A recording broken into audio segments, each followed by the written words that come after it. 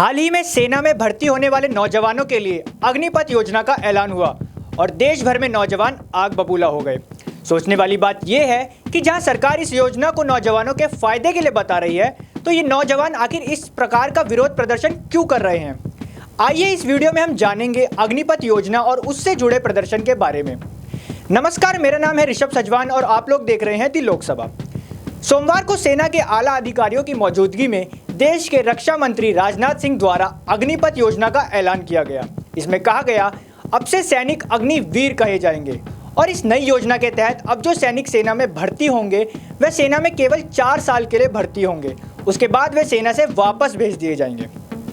सरकार का कहना है कि जो नौजवान सेना में 4 साल की सेवा देने के बाद वापस जाएंगे तो उन्हें अन्य नौकरियों में प्राथमिकता दी जाएगी, परंतु इस पर कोई साफ तरीके से बयान नहीं आया कि किस क्षेत्र में वो नौजवान नौकरी पाएगा और उसकी आखिर क्या गारंटी है।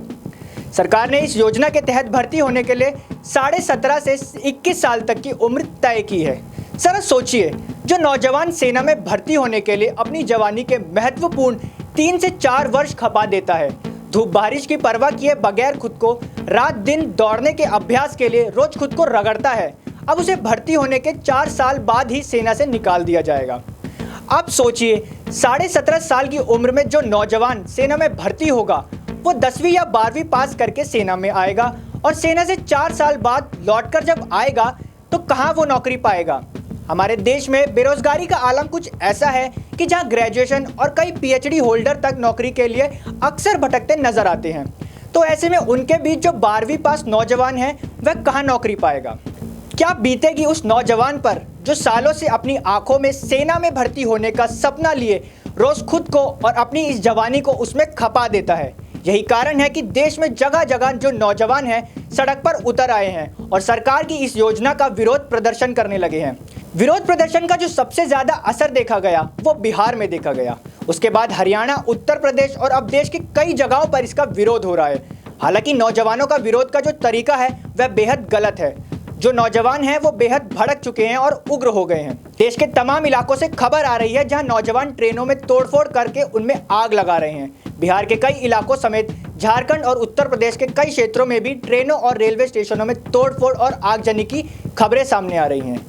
बिहार से शुरू हुआ यह प्रदर्शन अब करीब 11 राज्यों में फैल चुका है और इसने हिंसा का रूप ले लिया है। हरियाणा के पलवल में डीसी के आवास पर पथराव किया गया।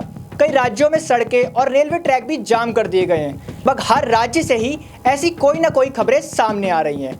जहां एक ओर सरकार ने इस योजना का ऐलान करके अपनी पीठ थपथपाई, तो दूसरी ओर इस योजना का ऐलान होते ही युवा इसके विरोध में सड़कों पर उतर आए। इससे एक ही बात जाहिर होती है, या तो सरकार अच्छी तरह से अपनी योजना युवाओं को समझा नहीं पाई या फिर युवाओं ने सरकार की इस योजना को बेहद अच्छे से समझ लिया है। अब देखना यह होगा कि सरकार कैसे इसका हल निकालती है और युवाओं को भरोसा दिलाने में सफल होती है। सरकार की इस योजना पर आपकी क्या राय है, हमें कमेंट सेक्शन में जरूर बताएं। इस खबर से जुड़े और भी अपडेट्स हम आपको देते रहेंगे और साथ ही देश और दुनिया की तमाम खबरों के लिए बने रहे हमारे साथ और देखते रहिए दी लोकसभा। धन्यवाद।